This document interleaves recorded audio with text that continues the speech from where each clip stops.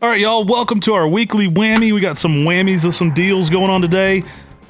We've been dropping these Friday drops. They're kind of in between our limited sale and our 10 at 10s. Not a lot of each thing, but some great stuff dropping today on the weekly whammy. And today's video is for the whammy for Friday, the 17th of 2025. Y'all, we got some cool plants. All these trees that we're listing today, they are items that we have in limited numbers, but not as limited as like the limited release. So they're not enough to list for a 10 at 10, but they're in limited numbers enough to list here on this weekly whammy. So many of these items will sell out today, if not tomorrow. So check out quickly. Guys, starting off, we've got Acer Pomum Makawa Nishiki. Classic. I wish we had enough to bring this one back to a 10 at 10 right now. This is a great plant.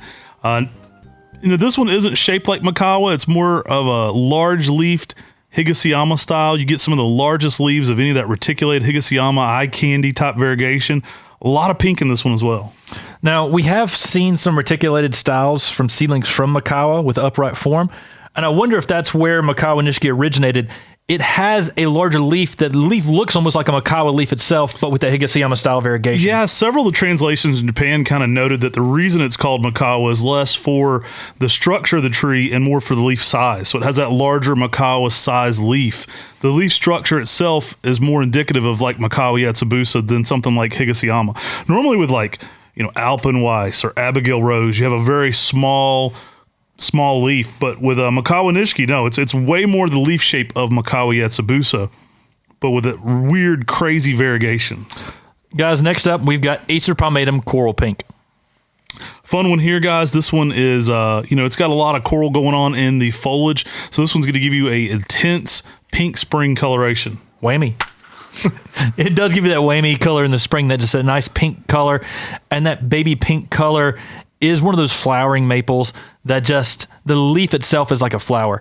It looks like an azalea blooming out there, but all pink on a tree form, coral pink.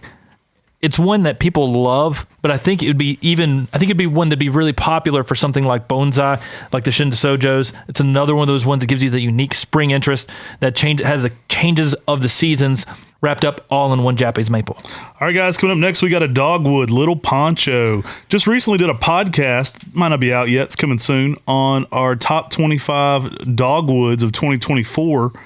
You have to tune in there to see where Little Poncho fell. It was more popular than I expected. Little Poncho is an amazing tree because it has everything you like in a full-size Kusa dogwood, but in a compact round ball.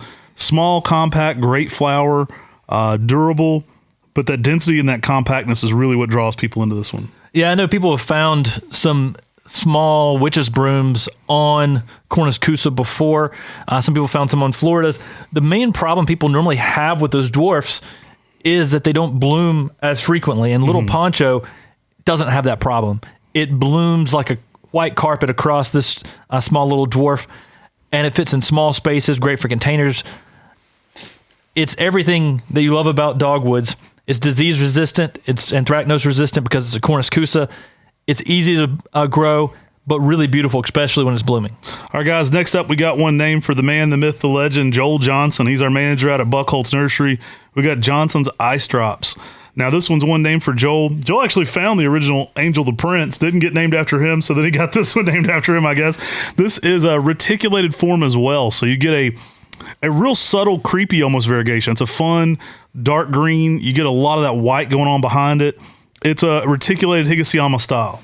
There's a few Hiyama styles on this weekly whammy, so if you really like this style variegation, go check out the video I did on the Hiyama style variegation. We got a whole breakdown on the secrets of growing those types. I've never heard you promote a video that I did. That little brother thing. What's going on there? Hey, go check out this video Matt did that was real good. Never heard him say that once. Y'all, next up, we've got Acer Pomum Koba Sojo. This is a selection by Masao Shiyano, a mid-sized red upright Japanese maple you don't commonly find in the United States. Great plant, guys. This one's a red dwarf that, like Tim said, it's not common. Great leaf structure. Larger leaf for a dwarf, too. You don't see many of the dwarfs have this big of a leaf. Yeah, and it's between that dwarf and mid-size size. I mean, you're really talking 6 to 8 foot. Most dwarfs are 6 foot and under, and this one is in that sort of just that small to mid-size kind of size. easy tree to grow in the landscape, but it does have that more upright form. It's not really that compact and dense, but it's got that more upright form. All right, sticking with the variegation, we've got Shinhikasa. This might be the smallest of all of that reticulated style, that Hiyama style. Shinhikasa is tight, it's dense, it's got great variegation. Sometimes you'll get a little bit stretched out at first when they're young. That'll fool people. Not uncommon to be a little more vigorous like when they're very young, like in a 1 gallon. But as this one gets in the landscape and slows down, it gets very tight and compact. See, another Hiyama style on this weekly whammy. This should be the Hiyama style weekly whammy because there's so many cool ones on here. Shinhikasa, they say in Veritree's book, they're in the second and third and maybe the fourth, that it's another name for Hiyama. That is incorrect. People have taken Shinhikasa and turned it into a bonsai because it has that denser form and that Hiyama style. But that is one of the misinformations in the book on Japanese maples. Is Shinhikasa is not synonymous with Hiyama. It is denser, more dwarf, more compact, and a rare selection, almost like that Makawa form of that Hiyama style. Yeah, I mean, this one is dense, compact. It really does have that tighter layering, especially if you allow this one to slow down. Like, don't fertilize it, let it get tight. Once it starts to slow down, much like Seiho, it gets tighter and rounder and more compact. Lightly trimming this one's the best way to grow it. Not a lot of nitrogen.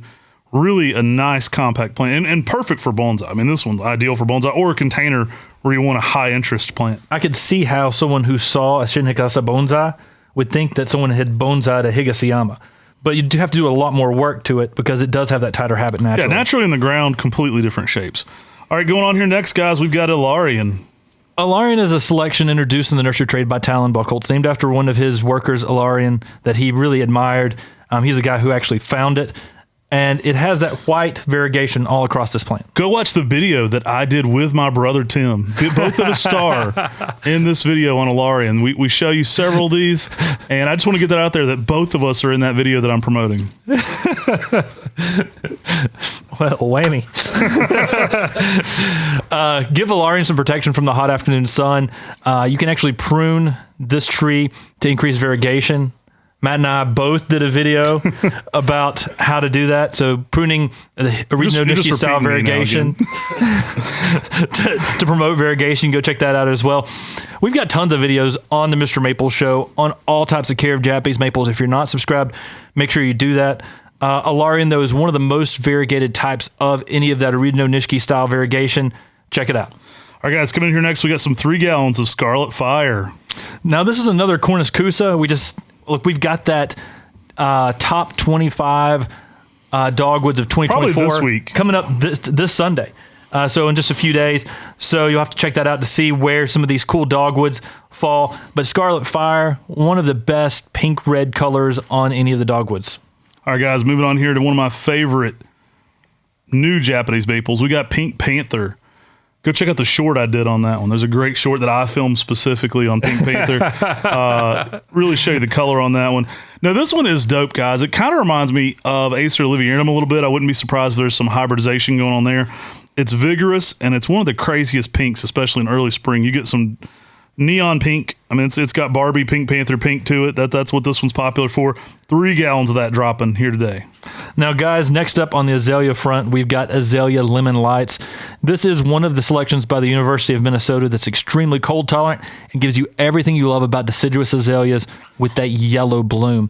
Now, they're going to have those yellow trusses that are really beautiful, but this can grow in most gardens, but it can also grow in those really cold zones where most of your native azaleas cannot. So this is a native azalea Exberry hybrid that was developed by the University of Minnesota, and it grows in those really cold regions.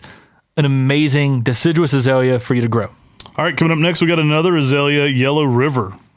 Now, Yellow River is exact opposite. We've got a golden native azalea that was found on the Yellow River, which runs from southern Alabama through Florida, meaning this is a rhododendron austrianum that was found naturally, native, growing in the wild.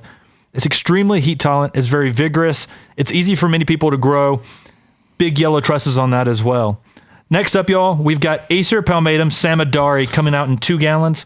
That is an amazing fall color Japanese maple.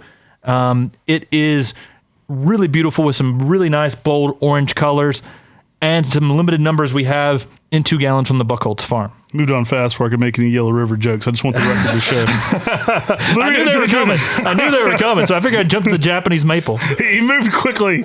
He's like, Matt's going to say something really inappropriate about Yellow River. I must move on quickly.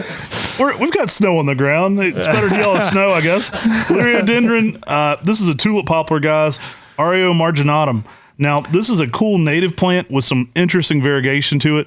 We've had a lot of native plants on here, too. I mean, Tim just talked about the lemon lights and then the Yellow River, which is a native plant as well to North America. Some cool natives in here. Ario marginatum, cool style variegation on this one. And when this leaf's out, you get a solid green leaf, but a few weeks later, the variegation starts coming into the leaf. So don't, when you have this tree starting to leaf out, don't think it's just reverted the second it leafs out. The variegation does come in kind of like a relish or a Catalina Yatabusa as that variegation is maturing throughout the spring and the summer. It gets more and more prominent. Oh, that was impressive. That was a preemptive strike on my dirty joke. Like he's preemptively, he knows ahead of time where my jokes are going. WHAMMY. He preemptively tries to move on to avoid the joke. WHAMMY. Right, guys, coming here next, we've got Dragon's Fire. Dragon's Fire is a nice weeping selection in that ornatum style Japanese maple with some really nice yellows, oranges, and reds in the fall. Beautiful colors on this one. Maybe one of the most popular of any of that ornatums. Typically 4 to 5 feet tall, 4 to 5 feet wide, low cascading umbrella.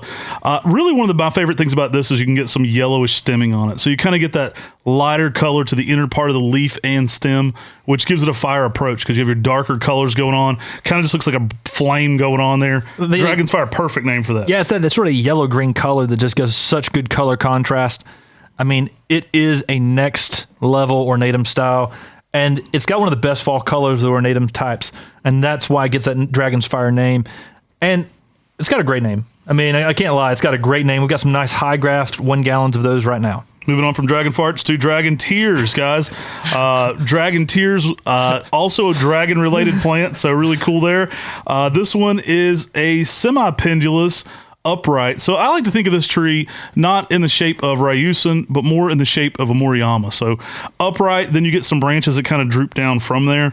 I tend to stake this one a little bit when it's young just to kind of get that accentuated shape. You kind of get a weeping cherry type shape if you accentuate that. On some of our Texas walkthroughs, we've got a gorgeous garden we did a walkthrough of.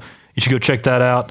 And it is, you actually see Dragon Tears in its full form. Mm-hmm. And that's the thing that when people see a mature Dragon Tears, it's easy to notice and appreciate its true shape and nature. It's not a weeping red Ryusen, but what it does do is it has this nice broad spreading habit that is amazing. So go check out that Cindy Bowles garden walkthrough with Dragon Tears, and you can see that, if you don't have this tree in your garden, you might also have some tears.